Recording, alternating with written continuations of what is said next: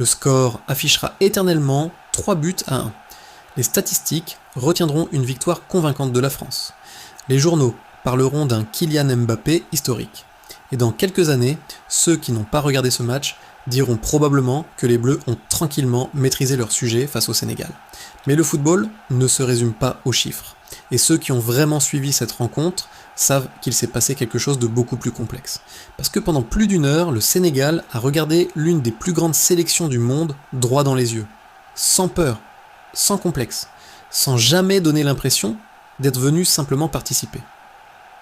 Les Lions de la Teranga sont entrés sur cette pelouse avec une mission claire, faire comprendre à la France que l'Afrique n'est plus un simple invité dans les grandes compétitions.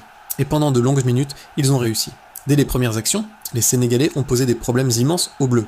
Les transitions étaient rapides, les appels étaient intelligents, l'intensité physique était au rendez-vous. La défense française semblait constamment sous pression.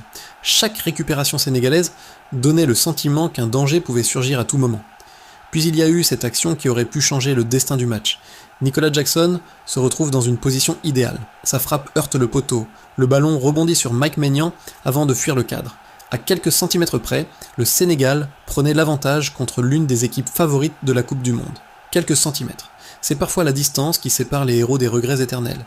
Et c'est précisément là que réside la différence entre les grandes nations et celles qui cherchent encore à s'installer durablement au sommet. Les grandes équipes ne dominent pas forcément pendant 4-20 minutes, elles ne produisent encore pas toujours le football le plus séduisant, mais elles possèdent une qualité qui change tout, elles punissent la moindre erreur adverse. Le Sénégal a créé des occasions, le Sénégal a fait douter la France, le Sénégal a imposé des séquences de jeu qui ont mis les Bleus en grande difficulté.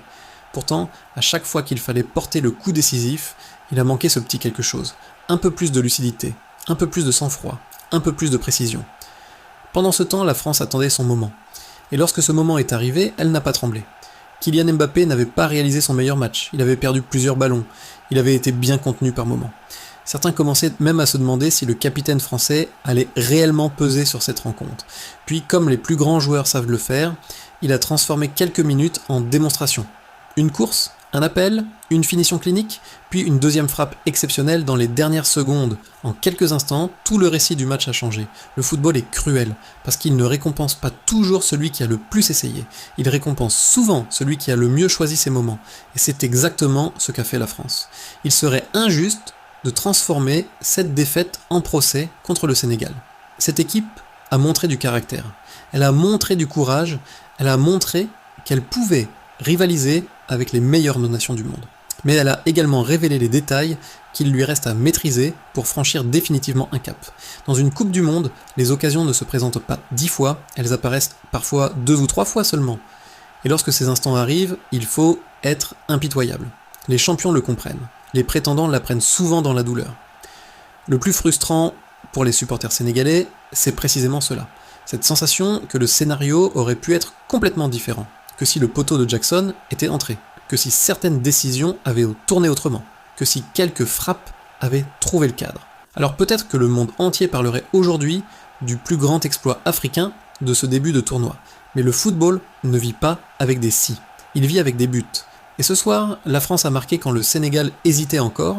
Pour autant, il ne faut pas enterrer les Lions de la Teranga, bien au contraire, car derrière cette défaite se cache un message que beaucoup n'ont peut-être pas entendu. Le Sénégal n'a pas été écrasé, il n'a pas été humilié, il a tenu tête à une équipe construite pour aller chercher le trophée.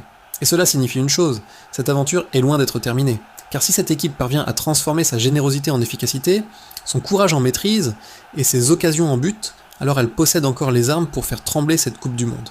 La France repart avec 3 points et un Mbappé un peu plus proche de l'immortalité. Le Sénégal repart avec des regrets immenses, mais aussi avec une certitude nouvelle, il appartient à ce niveau.